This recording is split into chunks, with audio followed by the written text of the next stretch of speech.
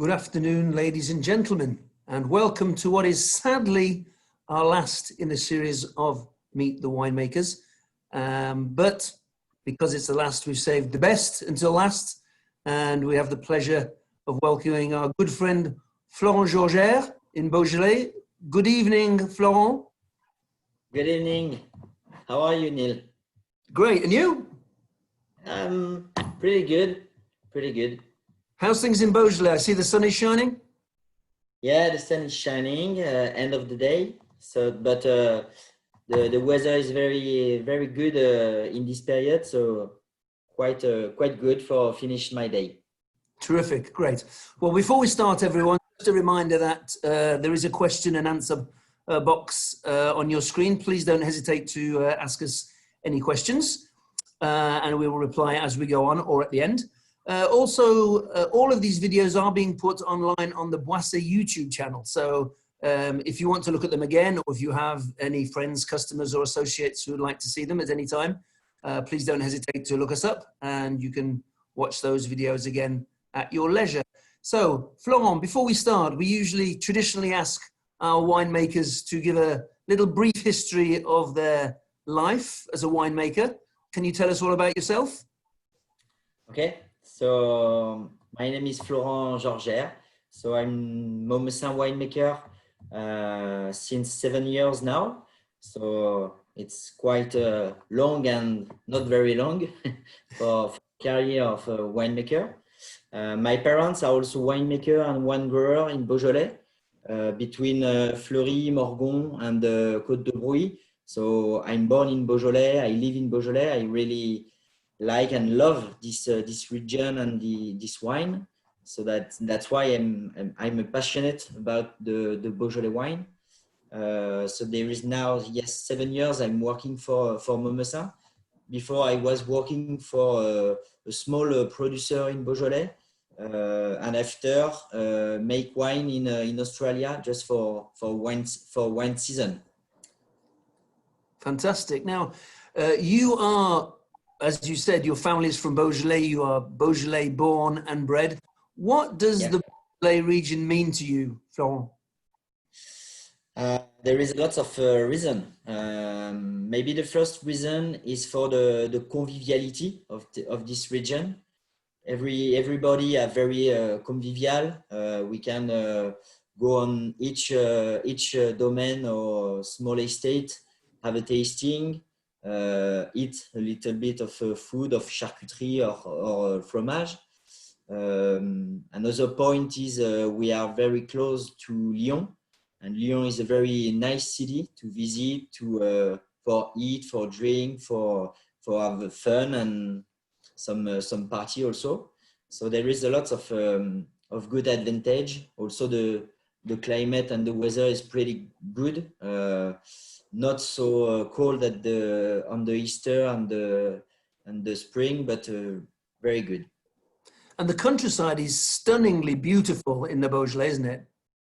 Yeah, there is a lot of small hills, so it's very good for do sports, for bike, for running also. So yes, there is a lot of advantage. Sorry.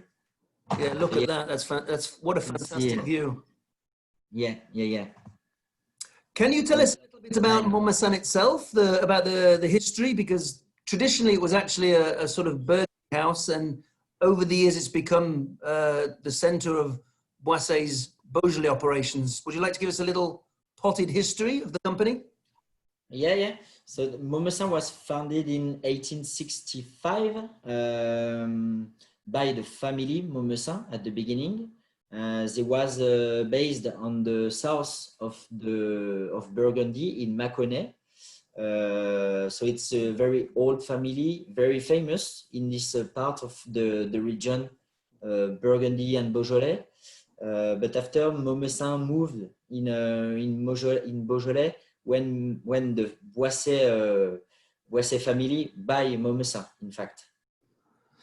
And today, Maumesin is a very important company in the region and one of the major actors in the Beaujolais. Yes. It's Maumesin is very important for the local economy. So Maumesin is a négociant, but it's not a big négociant, but for the economy is important because a lot of people who are living near Maumesin, so near Quincy en Beaujolais, work for Maumesin. So it's quite important for the economy local. And a lot of contacts and a lot of business with all the local growers and demesnes that we work with as growers, and sometimes distributing their wines too. Yeah, that's one of the goal and the objective of Maumesin is work with a lot of different wine grower partners. So we have some contract with some of them, some contract for long time. So it's very important for us and for also the wine grower, because in fact at the end we work with them end to end. We manage the winemaking with us, so we know very well also the vineyard. So it's very important. Great. So before we move on and get into the tasting itself, would you like to give people watching a brief overview of what the Beaujolais region is all about? Yes, sure. So the Beaujolais is a small area of production in France, just situated in the south of Burgundy, so south of Paris also. There is now 15,000 hectares. So hectares is okay for the people? So you've got to times that by 2.5. So that's 37, nearly 40,000 acres. There we go. Okay. So, and after we make different wine in Beaujolais, but we will maybe speak about that after, because there is Beaujolais appellation, Beaujolais village, and 10 different crus. The Beaujolais is also very famous for his grape variety. We have just 2 different grape variety in Beaujolais, the Gamay for the red wines and the Chardonnay for the white wine. What is the split between Gamay and Chardonnay? The Gamay is very important in Beaujolais because it's 95% of the total surface. So so the Chardonnay is just coming more and more now because we have some very good soil for work the Chardonnay also, but the Gamay is majoritaire. So there's a very famous story, we were talking about it earlier, Florent, for people watching. If you go back in history to the year 1315, the Duke of Burgundy, Philip the Bold, got up with a bad hangover one morning, probably. Anyway, he described the Gamay grape as a very bad and disloyal grape, and he commanded that all the Gamay vine stock be uprooted in Burgundy and banished from his kingdom. And really from that day is why you don't find Gamay really in the rest of Burgundy, other than in smaller parts, but you find it majoritarily in Beaujolais and not in many other places in the world.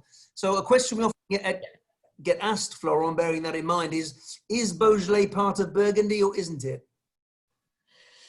Yes and no.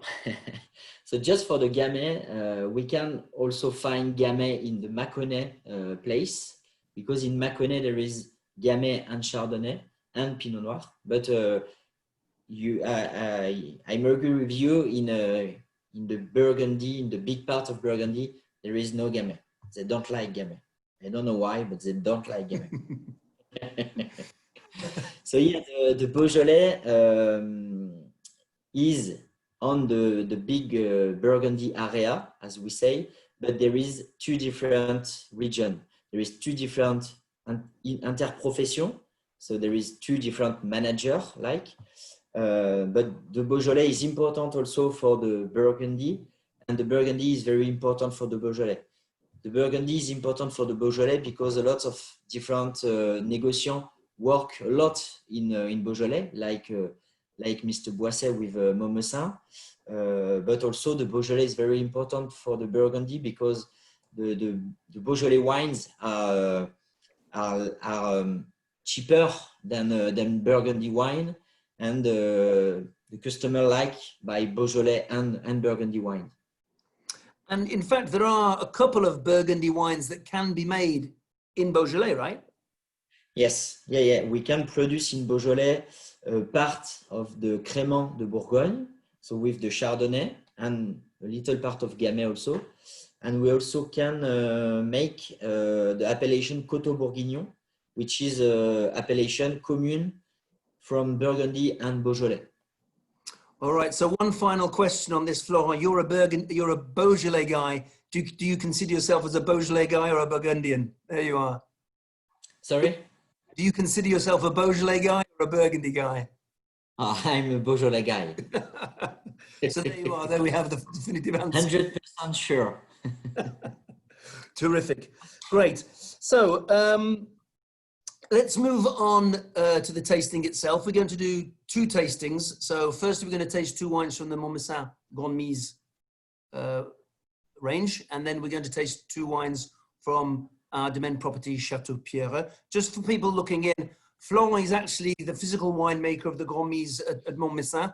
The winemaker at Chateau Pierreux, some of you may have met, is Alain Duboujard, who couldn't be with us today, and we've asked Florent to step in and talk about those wines for him. So let's start off with the Grand Mise. Can you just tell us a little bit about what Grand Mise means for a start, please? Yeah, Grand Mise.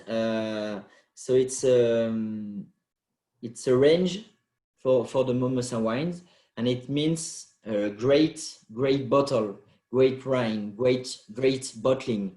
So for us, it's just to have our best wine in this range, Les Grandes Mises.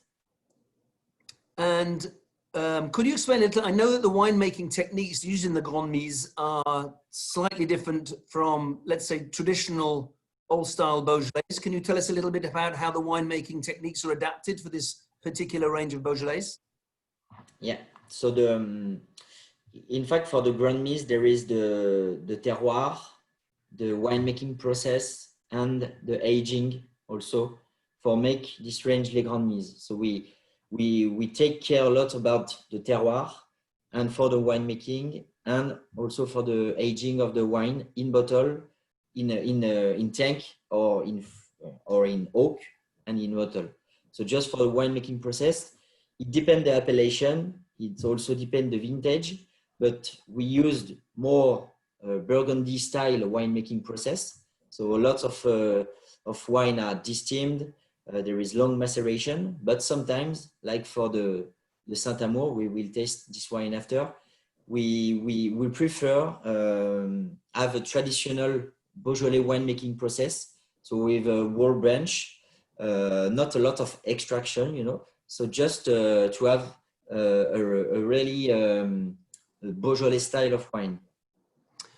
And what do these Burgundian techniques bring to the new Beaujolais wines that you didn't necessarily find in Beaujolais before?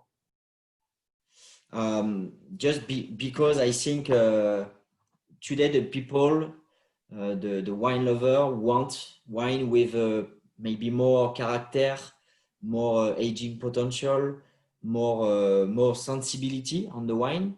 And in the past, on the Beaujolais, we make a lot of good wine, but maybe too much fruity, too much easy wine, too much friendly wine. So that's why I think we have to make different style of wine today in Beaujolais. So always some fruity wine because people like also this part of wine, but more serious wine, I think. So it comes from the terroir, the winemaking process, and also the aging.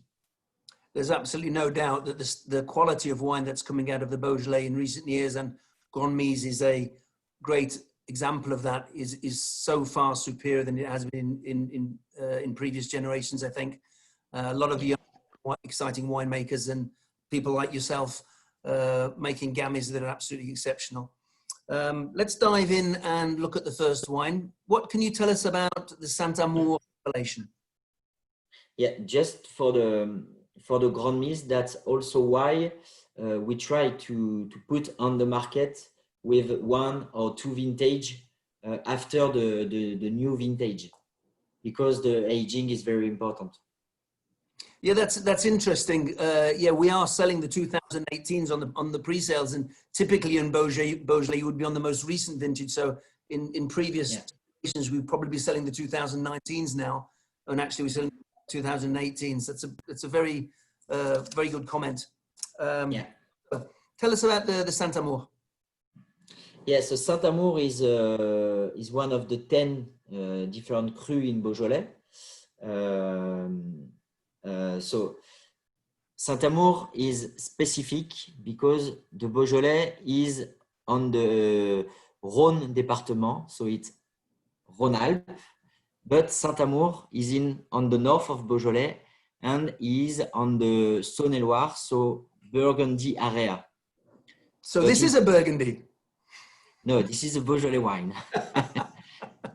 This is a Beaujolais wine, a cru of Beaujolais, very famous because his name Saint-Amour is very sympathetic and speak for all people. So yes, Saint-Amour is very famous. It's not a big appellation in terms of surface because it's like just 500 hectares, so not big for the Beaujolais. Only Gamay, only red, and only cru of Beaujolais.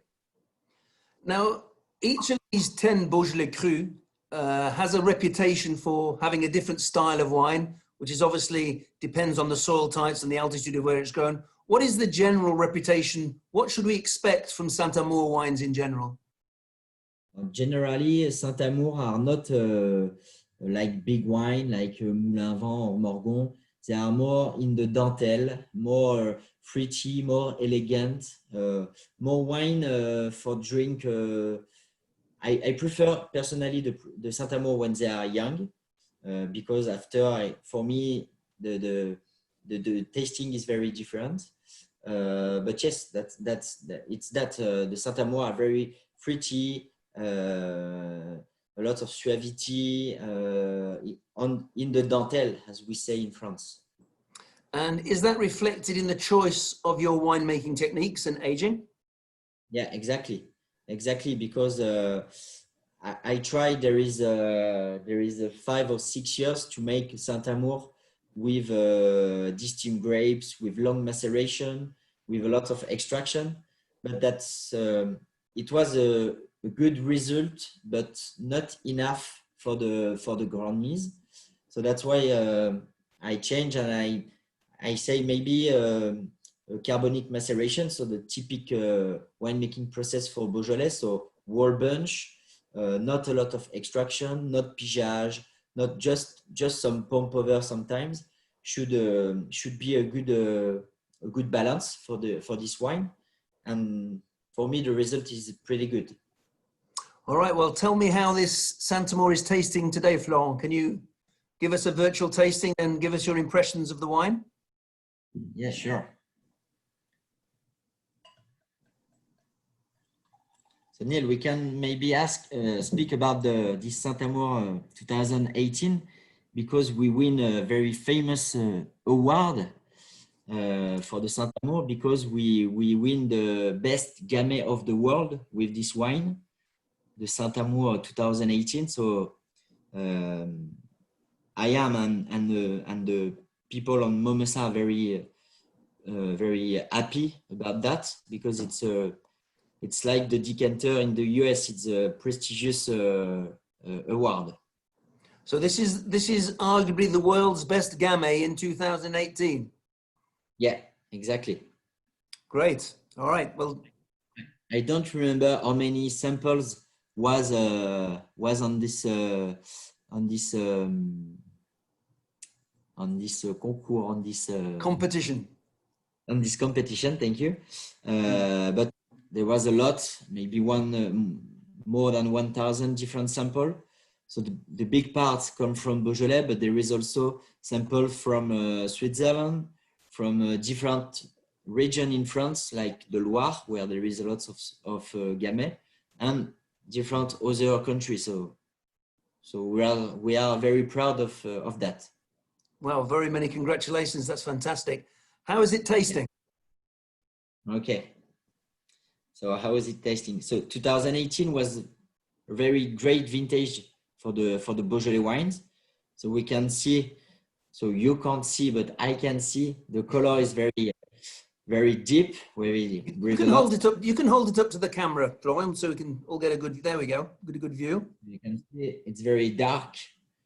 So it's not the Beaujolais in 2000, beginning of 2000, because it's very dark, very, very deep color.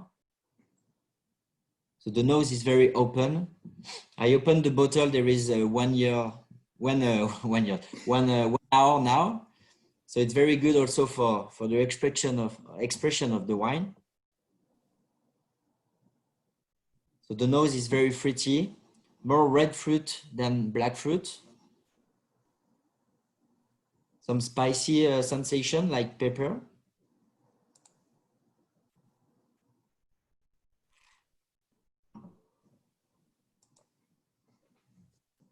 And the mouth is very elegant, a lot of sucrosity.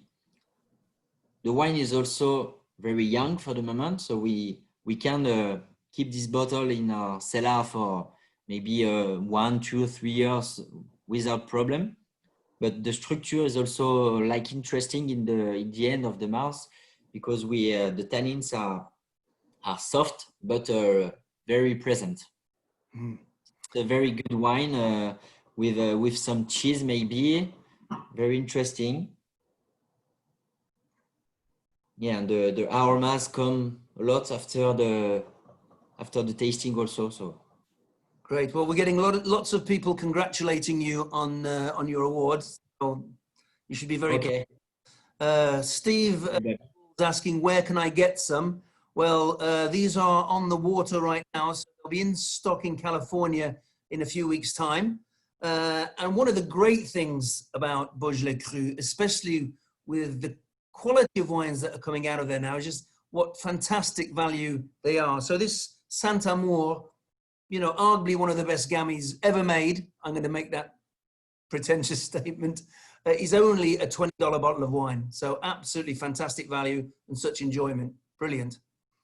Moving on. Oh, sorry? Only $20. Only $20. We can increase the price if you want. If anybody wants more because it won the competition, we'll happily increase the price just for them. How's that? So we're now going to compare a very different style of wine, because we're going to go to the village of Morgon. Yeah. To start us off with a brief explanation of Morgon, and then we'll talk specifically about Côte du Py. Yeah, so Morgon is the biggest. It's also a cru of Beaujolais. Morgon is situated on the middle of the cru, so more in the south than Saint-Amour. So just here in red. And Morgon is very specific because it's the biggest cru of the second biggest cru of Beaujolais, and there is different soil, different character, and different climate in the same appellation. So that's why Morgon is very interesting, and that's why also you can taste a lot of different Morgon. Yeah, so that was my next question. People who've been tuning in regularly, Florent, we've been talking about Burgundy in quite a lot of detail over the last couple of weeks. And so we're used to seeing single vineyard designations within a single village. Is this the only place in Beaujolais where you really see this designation within one village, these sub-appellations? It's the historic place where we can see this, but more and more we have some other appellation who make that, but really the Morgon is the specialist for that, because so there is 6 different climates. The 6 are not all famous at the same, but Côte de Py, Les Charmes, Grand Cras are very famous by a lot of people. So it's not a single vineyard, it's different place in the same appellation. Okay, yeah. So whereas Burgundy, you can see on the map, whereas Burgundy would be those individual vineyard plots, these are actually sort of sub-appellations of Morgon itself. What is the specificity then of Côte de Py, Florent? The specificity is the soil, because you can see all the north part of the Morgon are in granitic soil, so the big parts of all the Beaujolais. But Côte de Py is very interesting because the vine are planted in volcanic soil. So it was a very old volcan, because the volcan is not always Active. It's not active anymore. no. Exactly. Good to know. That's why the wine from the Côte de Py are very different. The volcanic soil comes with a lot of minerality and give to the wine a lot of a big aging potential. So compared to other Morgons, it's a little bit more tannic, a bigger wine in general. Generally, yes. That's more tannic wine, more like we say, more man wine, Masculine. Masculine wine, because the woman generally prefer the wine with more sucrosity, more dentelle, like Saint-Amour, for example. Oh, you're on dangerous ground there, Florent. Yeah, I know, but I love the dangerous. So tell me about how this different terroir is reflected in your choice of winemaking and how you're making this wine. Yeah, so for the Morgon, typically is very different than Saint-Amour, because the soil is very different, granitic or volcanic soil. And we know very well also the terroir and the vineyard. So we know we can extract more since the winemaking process and since the aging. So that's why for this Morgon Côte du Py, all the grapes are distilled 100. The winemaking process is very long because there is 3 weeks of maceration. So very important for Gamay and Beaujolais wine. And there is a lot also of pomp over or punging. So it's for extract the color, the tannins, and the structure of the wine. And after this wine is aged for 1 year in barrel. So not new barrel, just 2 or 3 wine barrel, because I don't want to have a lot of oaky sensation on the tasting. But it's very good also for the aging and the potential. How long do you think you could keep a Morgon Côte de Py in a great year like 2018? Minimum 5 years without problem. And as I say, it's 2018, so very great vintage for the aging potential. Oh, I've got a question from our friend Dan, who you know very well. He was just asking you to explain what you mean by the term dentelle. You talked about a wine having dentelle. Sorry? He's asking you to explain what you said. One of the wines was dentelle. Ah, dentelle. Dentelle yes. is all on the finesse. So the Saint-Amour is on the finesse, and the Morgon is more on the character, more on the puissance. Yeah, you have to be careful with the word dentelle because it can mean different things. So in Gigondas, it means teeth, like a mountain. But here's Florence referring to lace, actually, which comes from Lyon, coincidentally. So you say it's a lacy, silky softness is what dentelle would refer to in this respect. Wonderful. Once again, would you like to take a slurp, if that's not too much of a problem for you? I just go.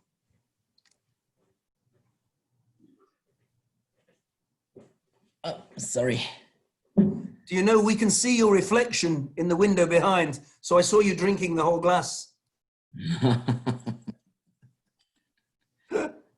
You are a comic, Neil. The Morgon. So generally, also the Morgon, the color of the Morgon are less important, less purple than the other wine.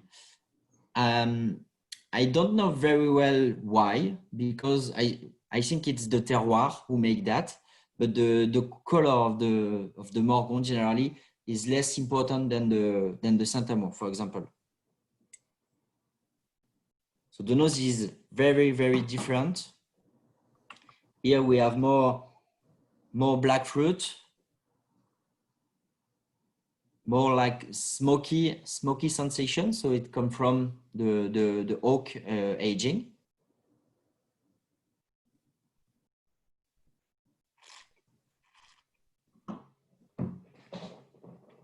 And here the mouth, the wine is very young, too much young for me. The mouth is very with a big structure, a lot of tannins. The tannins are like not aggressive, but I don't have the term, Neil. We would say grippy in English. Grippy. Grippy, Exactly. yes. Firm, strong tannins, yes. Mm. This wine should be a carafe before the tasting. It will be very better for the tasting, and better. Keep this wine in the cellar for 1 or 2 years, and after you can open the bottle. Yeah, that's a good comment. It's interesting because Florent, you're speaking to, of course, a lot of American consumers here, many of whom are not afraid of big fruit and big tannins. So I'm sure there are many of people looking in today who'd actually enjoy this wine young, even though perhaps the French people say it's a little bit, it's a little bit austere and a little bit big at this point in time. I'm sure a lot of our American friends will enjoy it as it is because they like these bigger styles of wines with the big fruit and the big tannins. But good to know. Yeah, and we saw that every year when I come in the US market. Every year the Morgon is very important for you, Neil, for your sale, and the people. Everybody like the Morgon generally. It's all about my bonus, Florent. Fantastic. All right, so moving on, let's talk about what we might call the crown jewel of Boisset's Beaujolais operations, which is Chateau Pierreux. And once again, before talking specifically about the wines, could you give us a little history of Chateau Pierreux? Yeah, so the Chateau Pierreux is very old. It's from the 13th century. Situated in the middle of the Brouilly appellation, so in the south of Cru of Beaujolais, and it's today a very important place because it's a very beautiful like a residence in Beaujolais, and more famous because there is the two tower in this chateau, who make this chateau very strange, but also very beautiful. Yeah, it's a chateau that was built in different phases, so you have different architectures of those 13th century towers, and then that sort of 18th century bourgeois mansion house, which is very beautiful. What about the domain itself? Oh, sorry. Yes, because a part of the chateau was is from the 13th century, but another part from the 17th. It was the cellar and where we make the wine today, and another part in the 19th century. Fantastic, great stuff. What about the vineyard itself and the domain? So the domain today is nearly 100 hectares. So it's very important. There is not a lot of estates in Beaujolais who make 100 hectares of wine, and also in the same appellation, because there is 96% of the Chateau de Pierreux who make Brouilly appellation. The other part is a little bit of Beaujolais Village Blanc, Chardonnay, but the big part is Brouilly. So it's very interesting for an estate to make 100 hectares of the same appellation.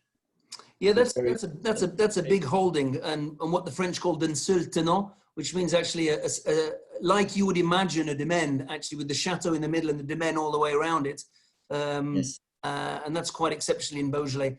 And in Bergen, as you know, where quite often the domains are split up into little parcels all over the place. So this is quite an exceptional chateau with an even more exceptional vineyard. As you said, planted 95% with Gamay? Yeah, 95% with Gamay and yes, 5% with Chardonnay. It's very new for the Chateau de Pierreux because the first vintage was 2016. So new for the chateau, but the white are also very interesting. Now, just for the story, I know that some of the people running and helping in the vineyards do so in a system that goes back many centuries in a tradition, which is called métayage. Would you give us a quick explanation of what our métayers do and how that works? Yeah, I will try with my beautiful English. So yeah, the métayage in Beaujolais, in fact, there is the propriétaire of the chateau or the vineyard, and there is the wine grower, and the propriétaire give to the wine grower a part, all the vine, a house, and a cellar. And at the end, when the wine grower make the wine, he give the middle of the production to the owner, and the other middle is for the wine grower. Right. So they split the plot. Yeah. No. The wine. The wine. Ah, yeah. They don't get the real estate. I get it. So that's amazing. So this is historical sharecropping, where the people are given accommodation and actually work for the owner and then receive a part of the crop instead of receiving salary. So then they sell their part of their wine to make their living, right? Yeah, exactly. They can sell the wine or make bottling the wine for sell our own label and. But in Pierreux, there is 10 years ago, there was, I don't remember exactly, but 7 or 8 different métayers. Today, there is less and less. There is just 4 métayers. But the Chateau de Pierreux will, I think we will buy the other part of the métayer. Okay. Yeah, but still today, having that historic tradition is very, very interesting. What can you tell us about the Brully appellation? So Brully is like Morgon in terms of surface is quite important because it's the biggest area in cru of Beaujolais.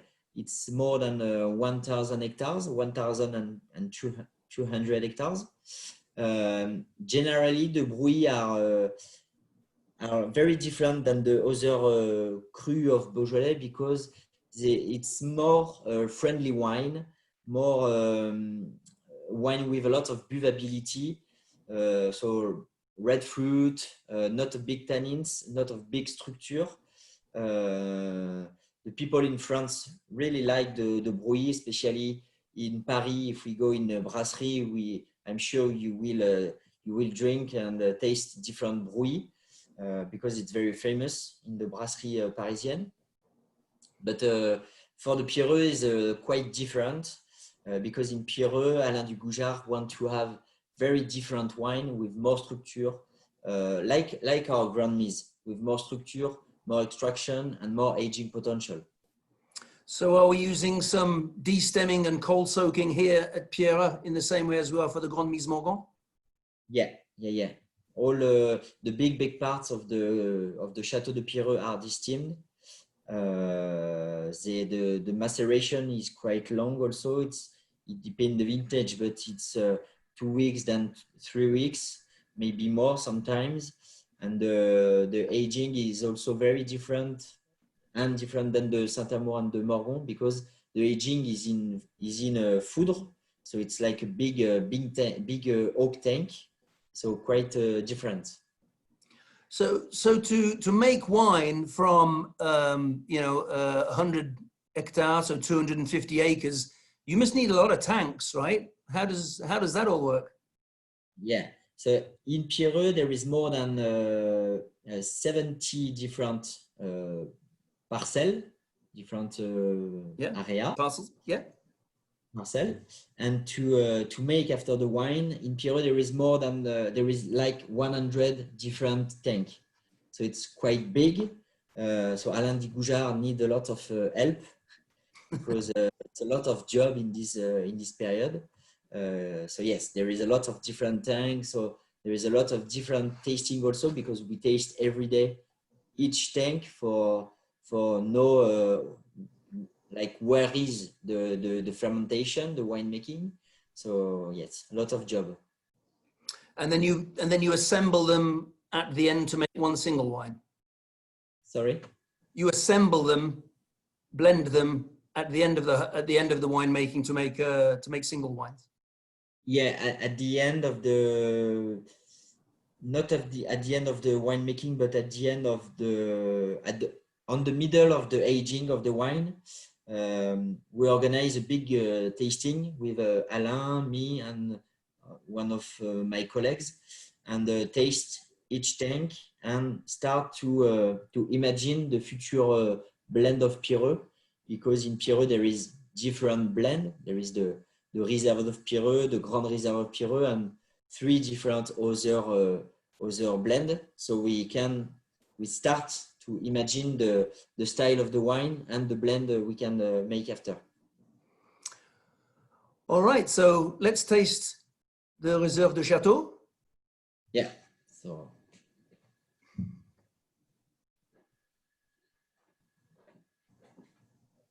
So the Reserve.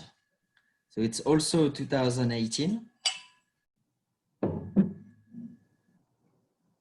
We can saw the color is like the Morgon, not very deep, more red, and with some nice reflet.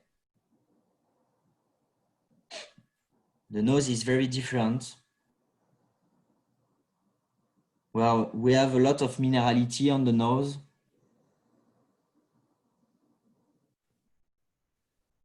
And black currants also, a little bit of spicy.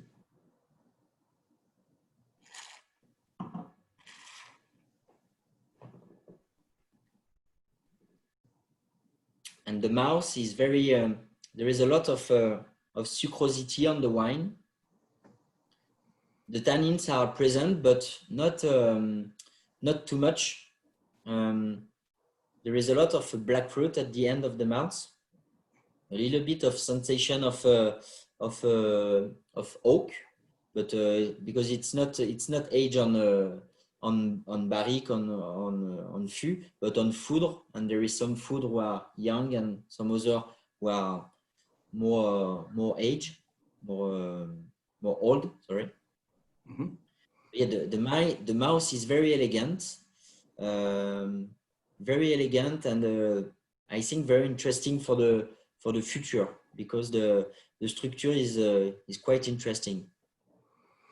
So if we move fairly quickly on, because I'm sorry, we're running a little short of time, perhaps you can tell us the main differences between the Grand Reserve and the Reserve de Château, firstly in winemaking terms, probably in vineyard terms first, because I know it's a specific plot, winemaking terms and flavor profile. Yeah, so for make the Grand Reserve of Pireux, so it depends the vintage. If the vintage should be very interesting, Alain make a Grand Reserve, try to make a Grand Reserve.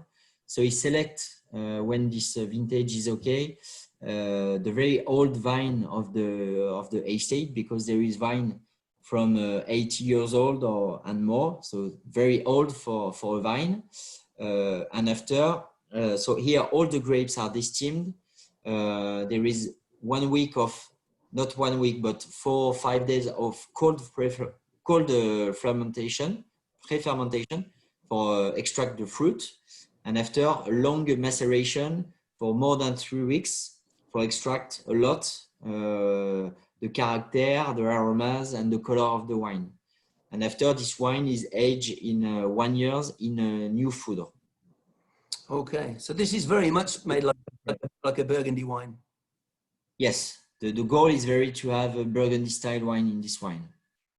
Okay, and can you taste it and tell us the real differences between the two?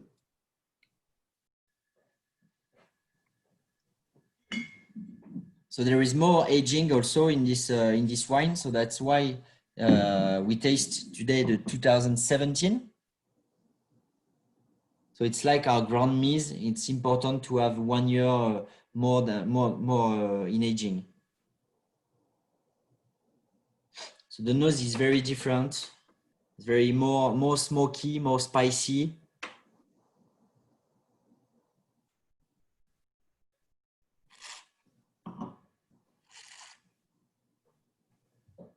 And the mouth is very full, very dark, with a lot of tannins. The tannins are quite dry also for the moment, but with a big aging potential. This wine is very young, but very good. Yeah, I know several of us have had the fortune of drinking this wine over the years, and we like to put this in blind tastings because very few people recognize this as a Beaujolais in a blind tasting because it is so dense, intense, and such a big flavoursome wine. So it's a great wine. And also the bottle is different. Yeah, absolutely. Stands out. So pricing on the last three wines that we just tasted, the Morgon Côte de Pie and the Brie Réserve du Château will cost you somewhere between $22 to $25, depending on which market in the US you are, but the average price will be somewhere around there. And the Brie Grand Reserve is only $30, which is for an absolutely incredible, iconic, and rare wine, as we produce very little of that. So a couple of questions that I've had come in, Florent, before we leave. Florent, what is your own favorite Beaujolais appellation? I can say every Beaujolais or no? No, you have to make a choice.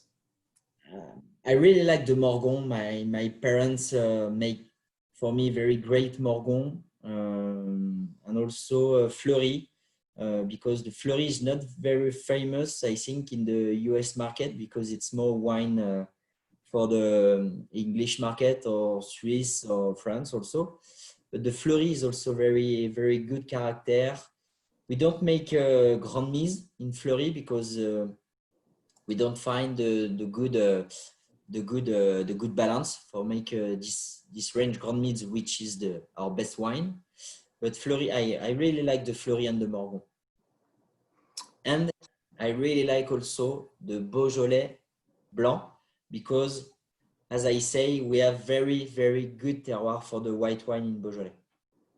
Perhaps you could talk very briefly about that, Florent, about Beaujolais Blanc, because it's not on many people's radars. We have one that we bring in from time to time. Yeah, the Blanc, so it is a Chardonnay. So everybody know the Chardonnay. So we have this change to can have Chardonnay on Beaujolais. And after the terroir are very good because it's the same terroir than in Burgundy and in Mâconnais. So everybody know the white wine in Burgundy are excellent, are very good for the aging potential. So we have the same terroir. And generally the wine have a lot of minerality, a lot of